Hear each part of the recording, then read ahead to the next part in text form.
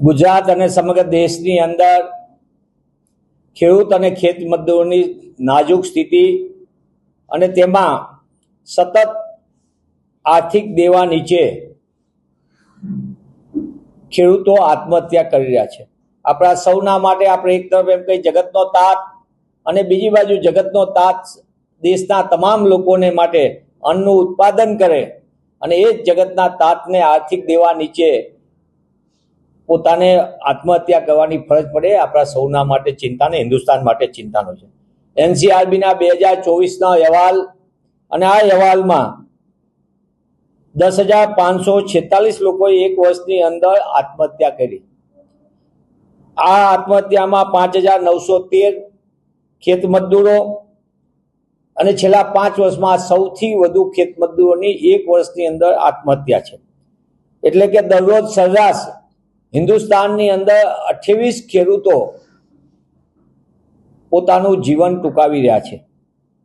દર કલાકે એક ખેડૂત આત્મહત્યા કરે છે। આ ભારત જેવા વિકસિત રાષ્ટ્રના આપણે વિશ્વગુરુની વાત કરી એની આ વળવી વાસ્તવિકતા છે।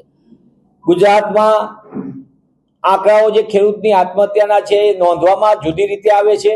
એટલે કે એનસીઆરબીમાં આપણને ખબર ન પડે, અકસ્માતનું કારણ દેખાવામાં બીજી રીતે, પણ તેમ છતાં ગુજરાતની અંદર 2023ના આંકડા જે બધા ભેગા થયા હતા એમાં 381 જેટલા ખેડૂતે આત્મહત્યા કરીને જીવન ટૂંકાવ્યું હતું।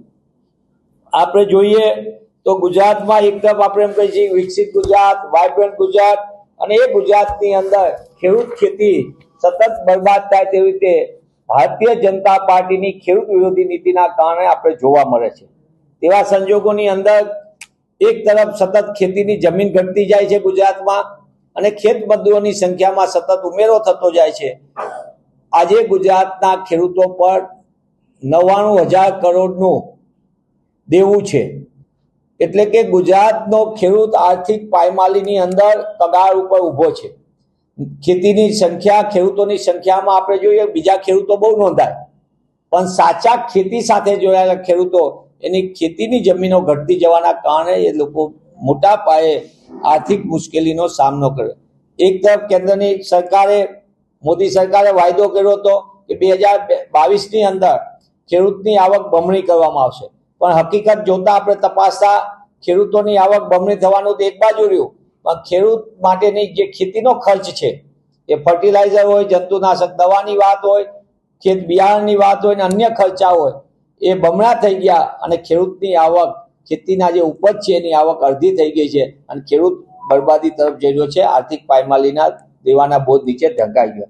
ત્યારે કોંગ્રેસ પક્ષ તરીકે અમે માંગ કરીએ છીએ કે ખેડૂત અને ખેત મજદૂરોને બચાવવા માટે સરકાર છેલ્લા 5 વર્ષના એનસીઆરબીના એમને જ નોંધાયેલા ડેટા આધારે સંસ્થાગત રીતે આખી વ્યવસ્થા ઊભી કરે, ખેતીના ખર્ચ ઘટાડવા માટેના ગંભીર પગલાં ભરવામાં આવે, ખેડૂતોને દેવા માફી કરવામાં આવે, કારણ કે અબજો રૂપિયાના દેવા જો ઉદ્યોગપતિઓના માફ થતા હોય તો જગતના તાત એવા ખેડૂતને આર્થિક પાયમાલીમાંથી બહાર લાવવા માટે કેમ દેવા માફ થતા નથી?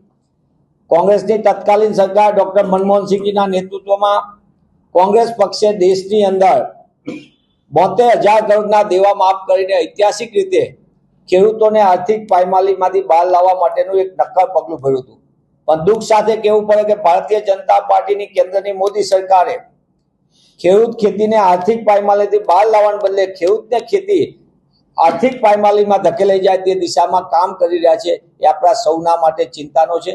હું પુનઃ એ માંગ કરું છું, ખેડૂત અને ખેત મજદૂરોની માટે સરકાર નીતિ બનાવે, ખેડૂતોને ટેકાના ભાવ ગંભીરતાથી મળે તે દિશામાં નક્કર કામ કરવામાં આવે અને ખેતીના ખર્ચમાં ઘટાડો કરીને સરકાર ખેડૂત અને ખેતીને બચાવવા માટે નક્કર પગલાં ભરે તેવી કોંગ્રેસ પક્ષની માંગ છે।